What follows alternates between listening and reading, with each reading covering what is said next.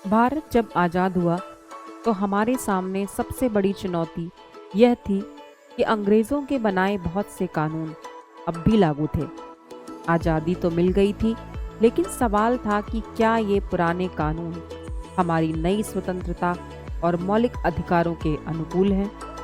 अगर नहीं, तो क्या नागरिक सच्चे मायने में आज़ाद कहे जा सकते हैं?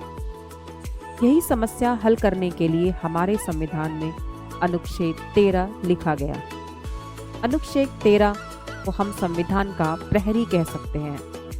यह प्रहरी सबसे पहले अतीत की ओर देखता है और कहता है कि संविधान लागू होने से पहले जितने भी कानून बने थे, अगर वे मौलिक अधिकारों से टकराते हैं तो वे स्वतः शून्य हो जाएंगे।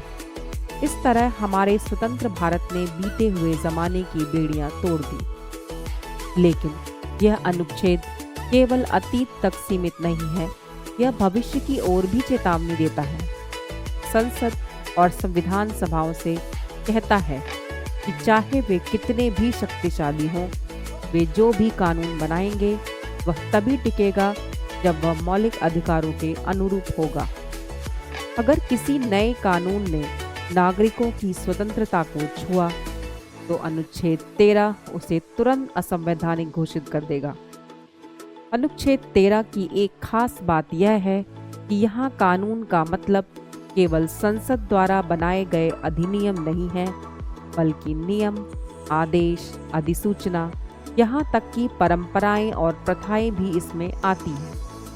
यानी नागरिक की स्वतंत्रता को दबाने वाला कोई भी रूप, चाहे कैसा भी हो, वह अनुच्छेद 13 की कसौटी पर टिक नहीं पाएगा। सबसे बड़ी शक्ति जो यह अनुच्छेद देता है वह न्यायपालिका को है। अदालतों को अधिकार है कि वे हर कानून की समीक्षा करें और अगर वह मौलिक अधिकारों के खिलाफ हैं तो उसे रद्द कर दें। इसी शक्ति को हम न्यायिक पुनरावलोकन कहते हैं। यही कारण है कि भारतीय लोकतंत्र में न्यायपालिका एक मजबूत स्तंभ के रूप में खड़ी रहती है। इतिहास में कई बड़े मुकदमे इस अनुच्छेद की ताकत को दिखा चुके हैं। गोलकनाथ केस में अदालत ने कहा कि संसद मौलिक अधिकारों को छीन नहीं सकती। फिर केशवानंद भारती केस आया, जहां यह तय हुआ कि संसद संशोधन तो कर सकती है, लेकिन संविधान की मूल संरचना को नहीं बदल सकती। इन फैसलों ने यह साफ कर दिया कि संसद चाहे कितनी भी शक्तिशाली क्यों न हो, नागरिकों के मौलिक अधिकारों और संविधान की आत्मा से ऊपर नहीं हो सकती। अनुच्छेद 13 एक प्रहरी की तरह है। यह अतीत की बेड़ियां काटता है, भविष्य को चेतावनी देता है और वर्तमान में नागरिक की स्वतंत्रता की रखवाली करता है। इसे हम संविधान की आत्मा का रक्षक कह सकते हैं, जो हर समय यह सुनिश्चित करता है कि भारत में कानून जनता की स्वतंत्रता का सेवक होगा, स्वामी नहीं।